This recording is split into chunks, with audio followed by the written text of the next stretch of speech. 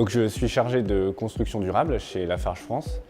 Et dans cette mission, je me suis rendu compte d'un grand décalage entre l'image qu'on avait du béton communément et son potentiel réel en fait, face à la transition écologique. Donc c'est pour ça que j'ai voulu écrire ce livre, pour montrer que ça pouvait être une aventure enthousiasmante pour les générations à venir d'architectes, de techniciens et d'ingénieurs.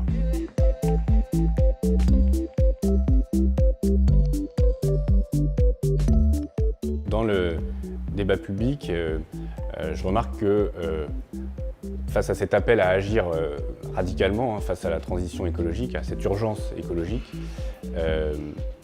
les postures se résument souvent à des solutions un peu simplistes.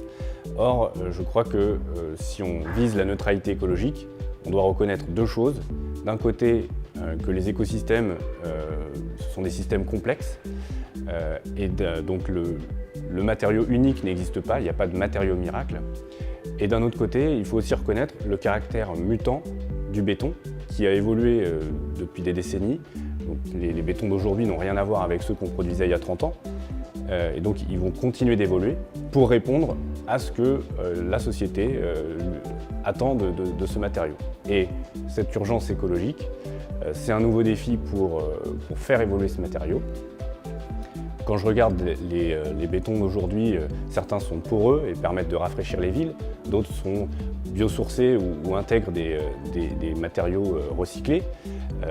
On a des bétons architectoniques, des bétons fibrés ultra haute performance qui subliment les bâtiments. Donc pour moi, le béton fait partie en fait, de cette solution écologique.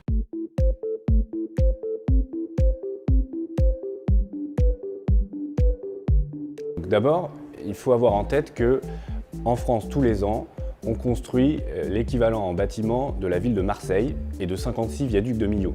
Donc c'est des quantités de matériaux assez considérables. Et par rapport à ça, l'empreinte carbone du béton donc, représente à l'échelle française 2% de son empreinte carbone. Donc la solution à la neutralité carbone doit tenir compte de cette échelle. Alors, si on l'applique au béton, donc le béton a déjà commencé à baisser son empreinte carbone. Comment? Donc, principalement sur deux leviers, l'optimisation de la formulation des bétons et la décarbonation aussi du liant dans ces bétons, qui est la partie la plus carbonée, qui représente 90% de son empreinte carbone.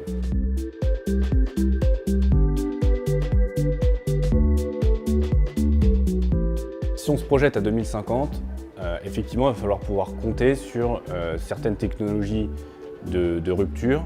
Alors, d'une part, par exemple, pour capter et réutiliser les émissions résiduelles. Et pour ça, on peut refermer en fait le cycle carbone naturel, minéral, du ciment et du béton, puisque le béton se carbonate naturellement. Et on peut imaginer les animaux à coquilles, les coquillages, qui créent leurs coquilles par absorption de CO2.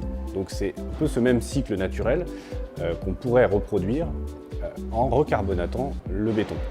Donc ça, ce sont des technologies qui pourraient se déployer à l'avenir et qui représentent un puits de carbone assez conséquent.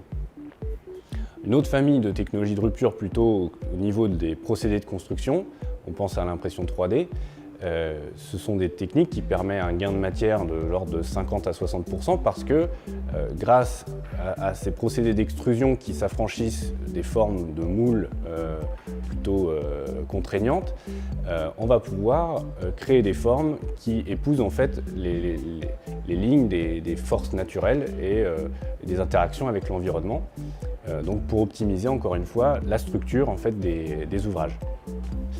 Alors peut-être une dernière technologie de rupture à laquelle on peut penser, c'est l'application de l'intelligence artificielle dans les procédés de fabrication et justement de formulation des bétons ou des liants qui permettent d'optimiser encore une fois les quantités utiles de matériaux dans les formules.